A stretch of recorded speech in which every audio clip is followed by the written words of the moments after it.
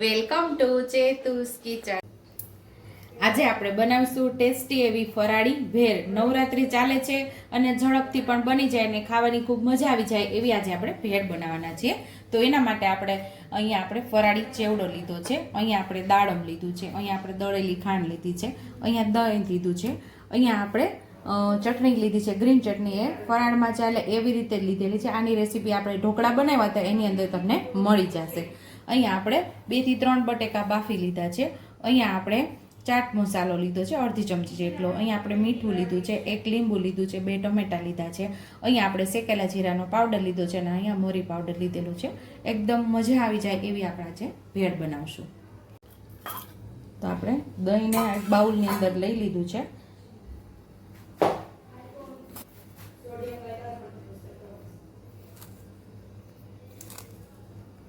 ત્રણ ચમચી જેટલી આપણે ખાંડ ઉમેરેલી છે અને વિસ્કરથી આપણે એને મિક્સ કરી લઈશું.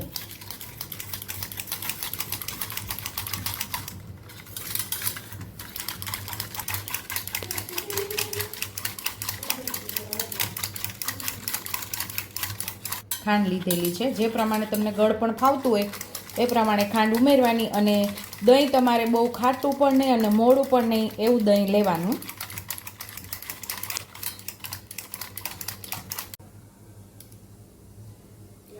બટેકાને આપણે નાના નાના કટકીમાં સુધારી લેશું, એટલે કે ઝીણા ઝીણા આપણે સુધારી લેવાના છે બટેકાને.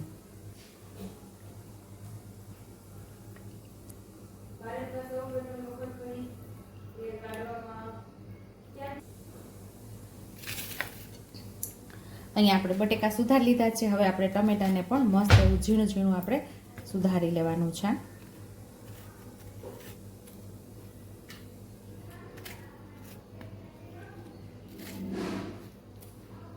ઝીણી ઝીણી કટકીમાં સુધારવાનું છે આપણે.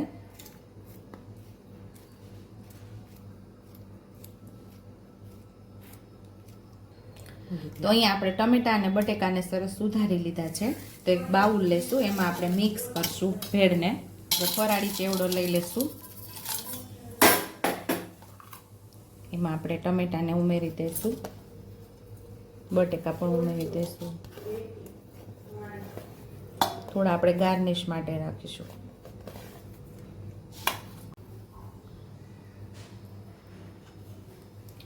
તો અહીંયા આપણે ટમેટા અને બટેકા ઉમેરી દીધા છે અને આપણે હવે 1 ચમચી જેટલી ગ્રીન ચટણી ઉમેરશું અને ચાટ મસાલો આપણે ઉમેરી દઈશું,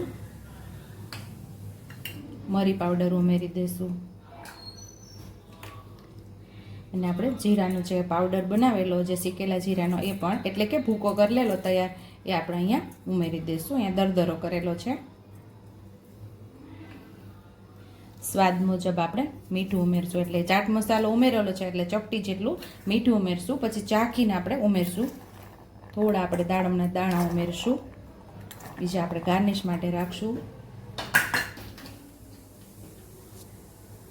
અહીંયા આપણે લીલા ધાણા ઉમેરશું, એ હું બતાવતા ભૂલી ગઈ હતી. અને આપણે દહીં ઉમેરશું. અહીંયા આપણે લીંબુ ઉમેરી દઈશું. હવે આપણે ભેળને મિક્સ કરી લઈશું.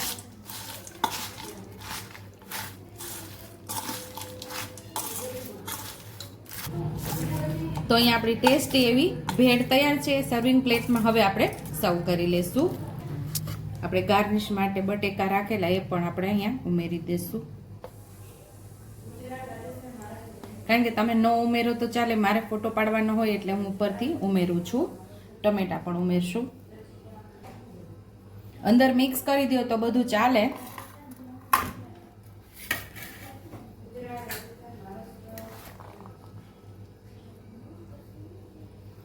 દાડમના દાણા પણ ઉપરથી આપણે ઉમેરી દઈશું.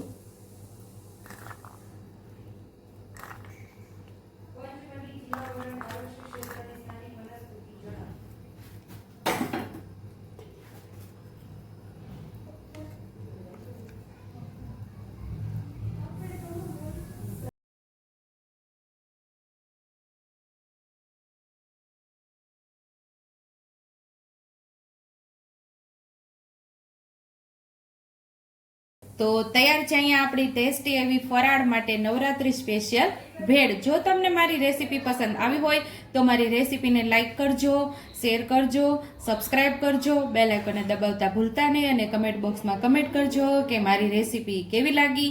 તો આવજો.